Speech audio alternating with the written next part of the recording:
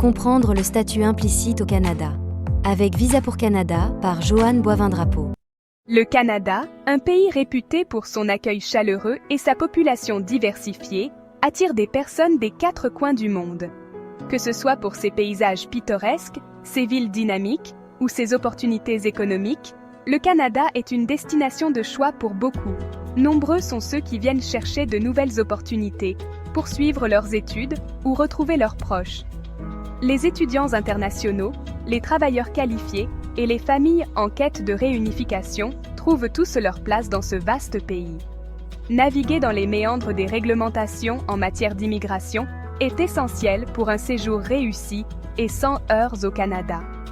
Les lois et les procédures peuvent sembler complexes, mais une bonne compréhension de celles-ci est cruciale pour éviter les complications.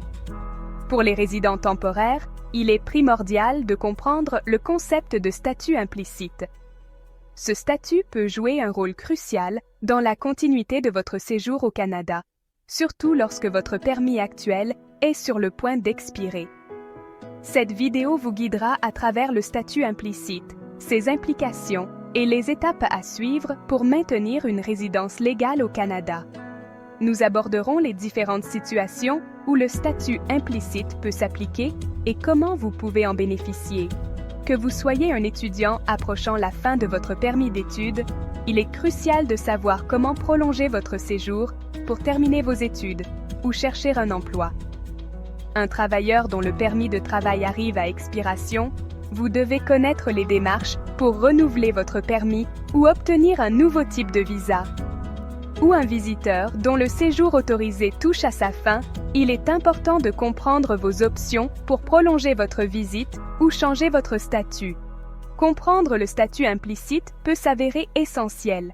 Ce statut vous permet de rester légalement au Canada pendant que votre demande de prolongation est en cours de traitement, vous offrant ainsi une certaine tranquillité d'esprit.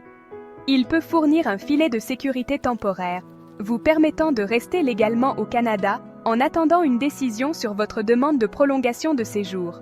En comprenant bien ce concept, vous pouvez éviter les erreurs coûteuses et assurer une transition en douceur vers votre prochain statut au Canada. Imaginez que vous ayez fait une demande pour prolonger votre séjour au Canada, mais que votre permis actuel est sur le point d'expirer. C'est là que le statut implicite entre en jeu. En substance, le statut implicite est un statut temporaire qui vous permet de rester légalement au Canada en attendant une décision concernant votre demande de prolongation de séjour. Il est important de noter que le statut implicite n'est pas une garantie et que certaines conditions doivent être remplies pour y être admissibles.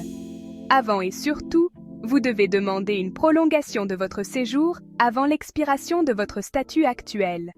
De plus, votre demande doit être complète, ce qui signifie que vous avez fourni tous les documents requis et payé les frais nécessaires.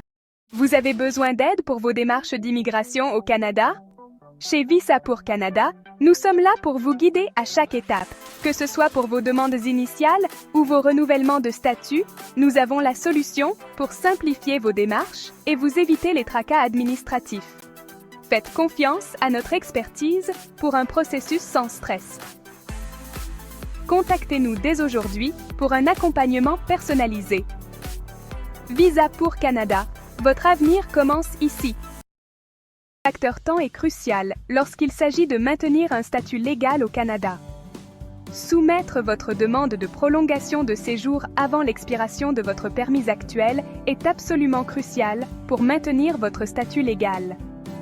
Ne pas le faire pourrait avoir de graves conséquences, mettant potentiellement en péril votre capacité à rester au Canada. Imaginez ceci. Votre permis d'études expire dans 1 mois et vous êtes en plein examen finaux.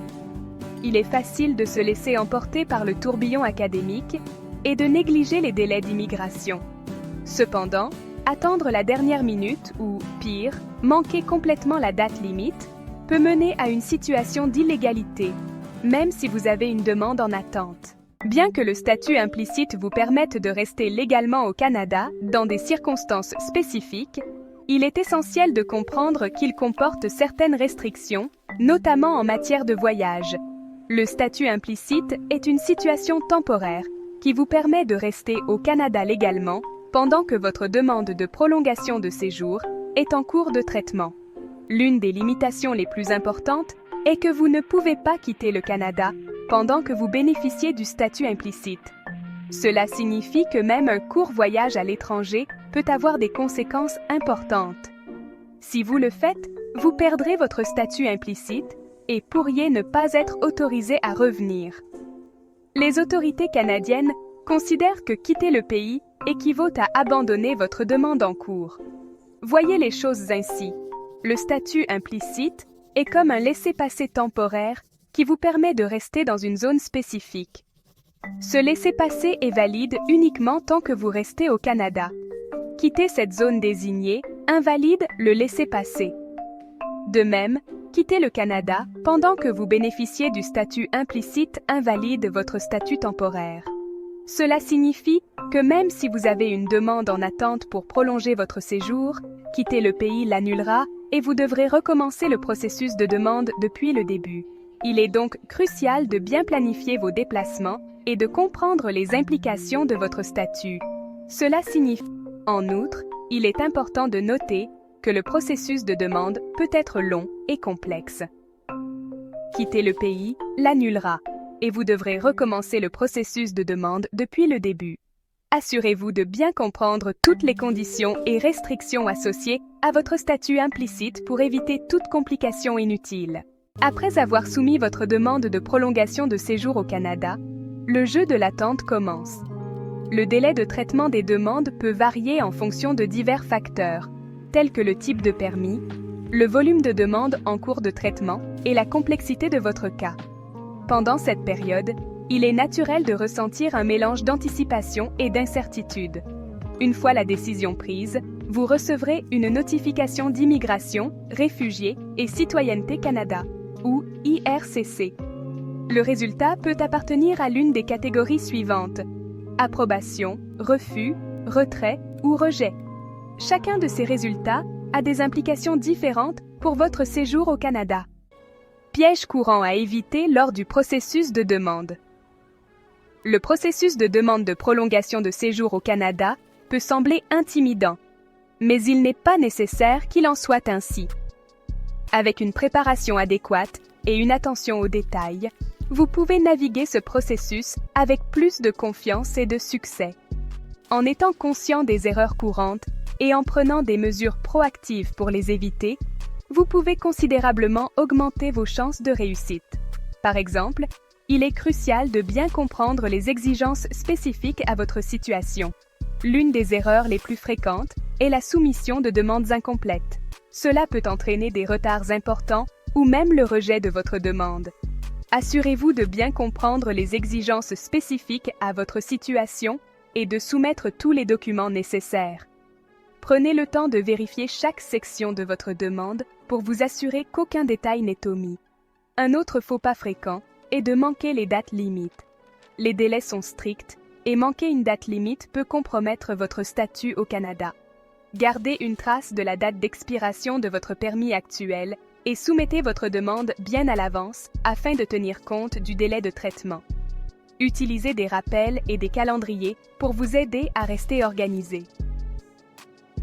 Fournir des informations inexactes ou trompeuses est une infraction grave qui peut avoir de lourdes conséquences, y compris la possibilité d'être banni du Canada. Soyez honnête et précis dans toutes vos réponses. En outre, il est souvent utile de consulter un expert en immigration pour vous assurer que votre demande est complète et correcte. Un professionnel peut vous fournir des conseils précieux et vous aider à éviter des erreurs coûteuses. En suivant ces conseils et en étant diligent dans votre préparation, vous pouvez transformer un processus potentiellement stressant en une expérience plus gérable et réussie. Bonne chance dans votre demande. Section 7. Recherche de conseils et de soutien. Naviguer dans la complexité des réglementations en matière d'immigration peut être difficile, mais vous n'êtes pas obligé de le faire seul. Plusieurs ressources sont disponibles pour vous guider et vous soutenir tout au long du processus. Le site web d'IRCC est une ressource inestimable qui offre une mine d'informations sur les programmes d'immigration, les procédures de demande et les formulaires pertinents. Pour ceux qui préfèrent une assistance personnalisée, envisagez de consulter un avocat ou un consultant en immigration. Ces professionnels possèdent une connaissance approfondie du droit canadien de l'immigration et peuvent vous fournir des conseils personnalisés en fonction de votre situation particulière. Section 8. Conclusion. Restez informé pour un parcours d'immigration en douceur. En conclusion, comprendre les tenants et aboutissants du statut implicite est vital pour toute personne souhaitant prolonger son séjour au Canada.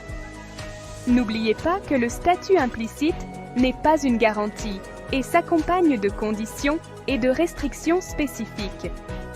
En restant informé, en demandant des conseils lorsque cela est nécessaire et en remplissant toutes les exigences, vous pouvez naviguer dans le processus d'immigration avec une plus grande confiance et augmenter vos chances de profiter d'un séjour agréable et réussi au Canada. Section 9. Besoin d'aide. Nous sommes à un clic. Vous avez encore des questions ou besoin d'aide pour votre demande.